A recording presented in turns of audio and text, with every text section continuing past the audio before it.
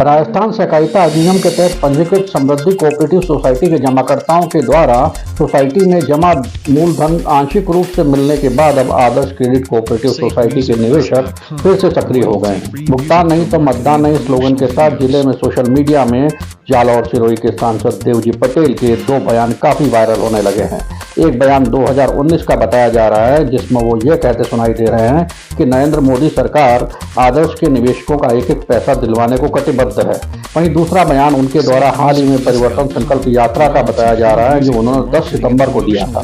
सिरोही जिले के स्वरूपगंज में दिए अपने बयान में अब वो कानूनी बाध्यताओं की मजबूरी बता रहे हैं, जबकि ऐसी ही कानूनी बाध्यताएं तो समृद्धि क्रेडिट कोऑपरेटिव सोसाइटी की भी थी।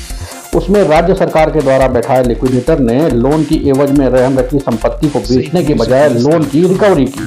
जो पैसा आया वो आंशिक रूप से भुगतान किया गया, लेकिन सांसद नीलामी की जमीन नहीं बिकने का हवाला देकर अपना पल्ला झाड़ रहे हैं, जबकि उन्हें यह बताना चाहिए कि लोन की वसूली के लिए बैठाए गए आदर्श क्रेडिट कोऑपरेटिव सोसाइटी के लिक्विडेटर ने ऋणियों से कितने लोन की रिकवरी की, लोन की रिकवरी की राशि कहां है, उसका क्या किया गया।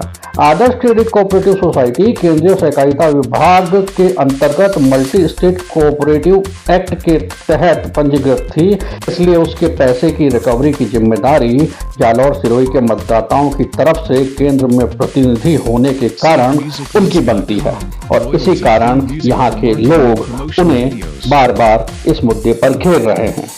घर से निकलते ही कांग्रेस की दोनों सरकारें थी।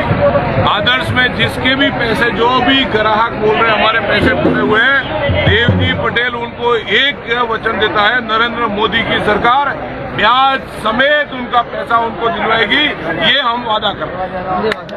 भारत माता की।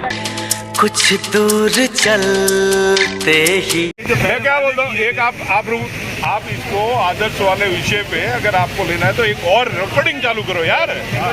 वो विषय पे जो भी यहाँ पे इनका कंफ्यूजन हो रहा है, मैं क्लियर कट आपको बताना चाहूँगा कि आदर्श की जो प्रॉपर्टी है उसको सेल आउट करने के लिए बीच में नोटिफिकेशन निकल गया था, प्रॉपर्टी भी सेल आउट में आ गई थी, लेकिन किसी ने उसमें अप्लाई नहीं किया, किसी ने उस प्रॉपर्टी को लेने में इंटरेस्ट नहीं रखा, इसलिए वो टेंडर जो था, ऑक्शन था, वो ऑक्शन निरस्त हुआ।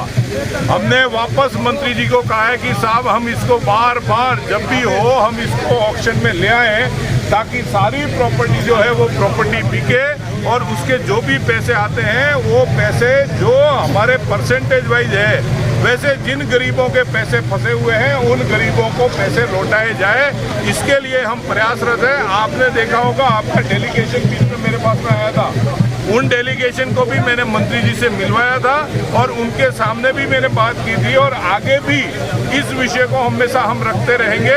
आदर्श का पैसा दिलवाना ये हमारी प्राथमिकता है, लेकिन उसमें जो कानूनी जो भी प्रक्रिया है उसको भी हमें पार करना पड़ता है।